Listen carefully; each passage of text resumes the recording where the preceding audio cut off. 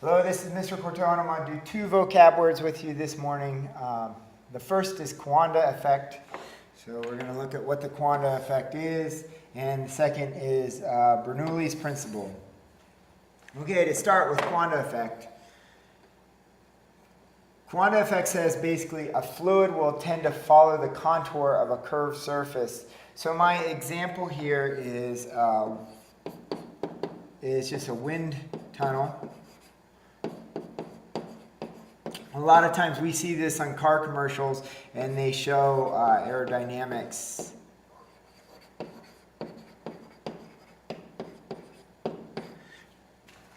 And what happens is as the wind comes in, it will hit the car. If there's a curved surface, it will follow that curved surface.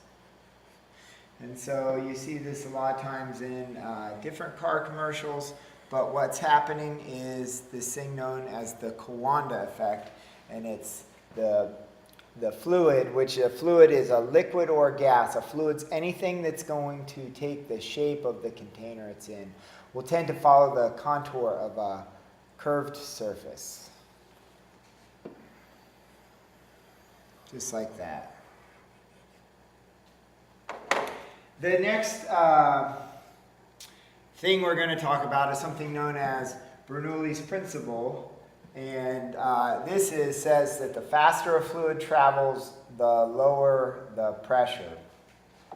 So remember, fluid is a liquid or a gas. When we talk about fluid here, we're talking about how fast it is or its velocity. So I'm going to use some descriptions here. So if I have an increased velocity, what's going to happen is I'm going to have lower pressure. Okay? And then vice versa. If I have a slower velocity, so if my velocity is down, then I'm going to have high pressure. Now, how this works for something like this side view of an airplane wing that I have right here, it shows that because of the Coanda effect, basically that this is going to move faster across the top of the wing. So because of that Coanda effect, you actually get the air moving faster. This faster air is going to have a lower pressure.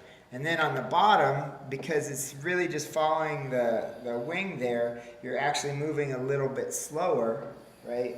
So you have slower velocity, you have a higher pressure.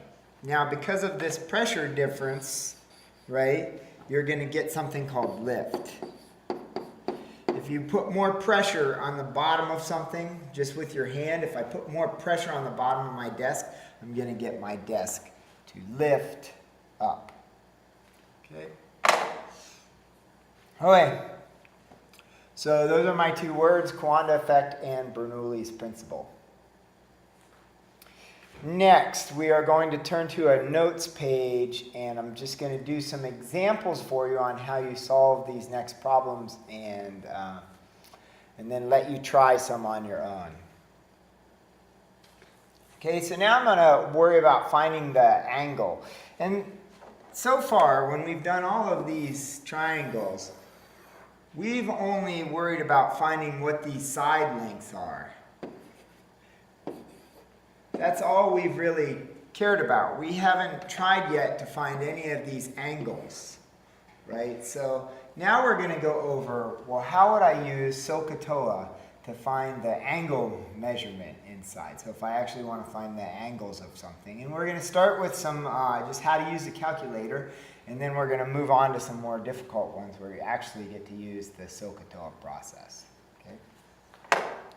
So the very first one says that the sine of x, right, is 0.7314. Remember, so this x is going to be an angle. That's what it's saying. It's saying the sine of an angle is 0.7314. There's two ways that you can solve this. The first is on my blog site, I put this table here for you. It's called the Consumable Table of Tangents, Sines, and Cosines. I put this table here, and what you can do is you can look on this, and here you have your angles, And then here I have the sine of those angles, right? So I can go down through and I could look all the way through and scan and see, hey, where is this? And so if I just start to scan down, I go all the way through and I'm over here and then I find 0.7314 because I'm still in that sine column. And then when I look here, what I'm finding, this is that angle measurement, so 47 degrees.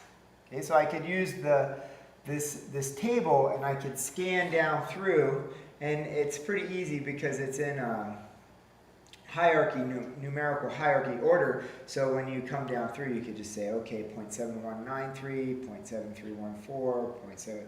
So, oh yeah, there it is, 0.7314. It must be a 47-degree angle.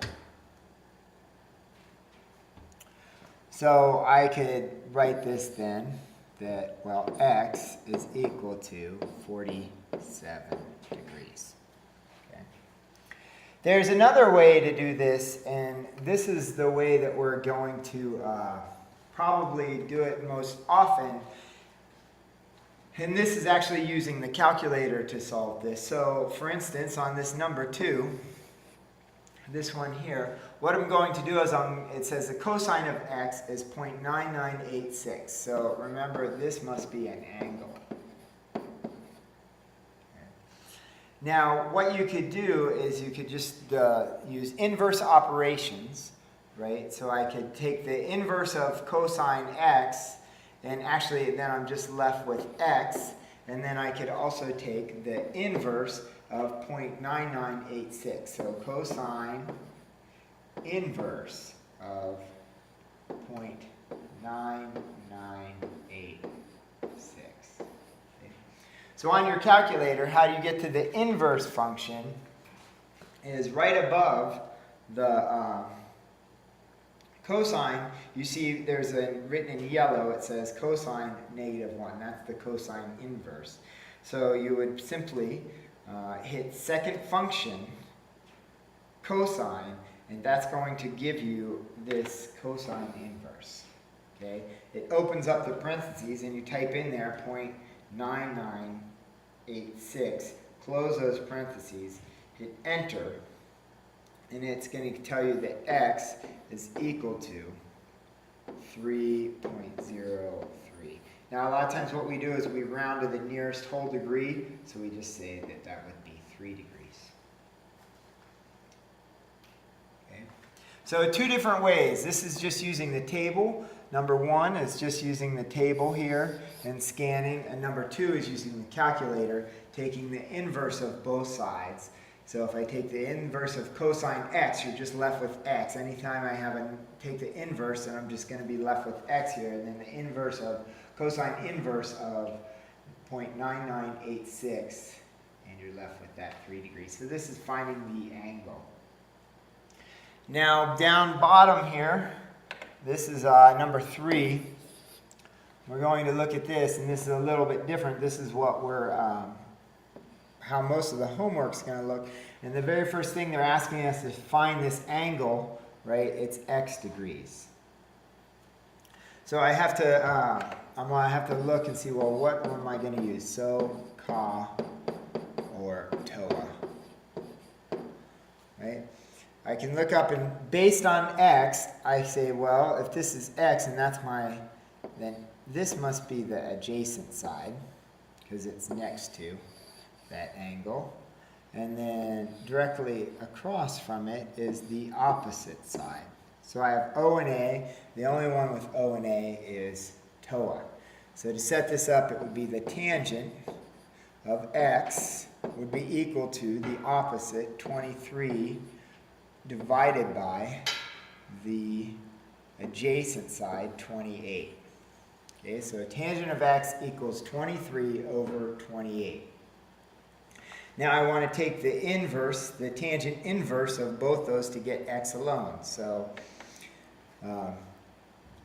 tangent inverse, this is what the math looks like, times tangent of x, right? And then the tangent inverse, what you do to one side, you have to do the other of 23. Okay, so this is just showing you how this works. Of course, these cancel. You're just left with x here is going to be equal to the tangent inverse of 23 over 28. So I put that in my calculator. I hit second function, tangent. It gives me that tangent -1. Has the open parentheses, 23 divided by 28. Close the parentheses, hit enter. X is equal to 39.4 degrees. Remember, we're around to the nearest whole number, so 39 degrees.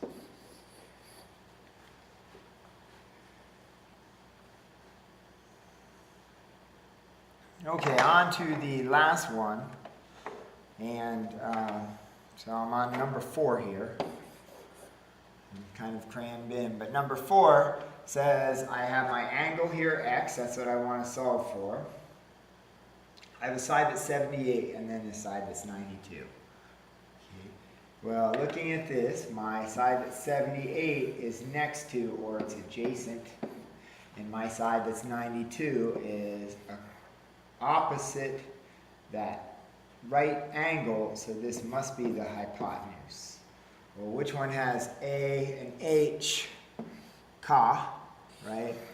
So it must be the cosine of x would be equal to the adjacent side, 78, over 92, the hypotenuse.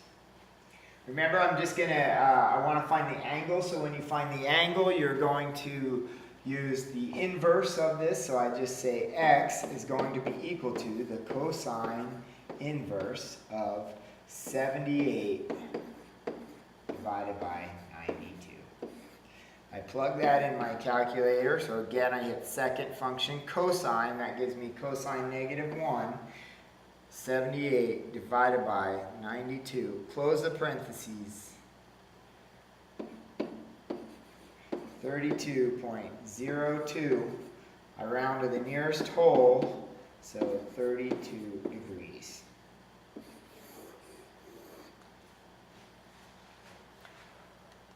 Okay, so that is how you solve for the angle. Remember, normally if you just want to solve for the side, you have to have an angle, and then you're just going to use the sine, cosine, or tangent function.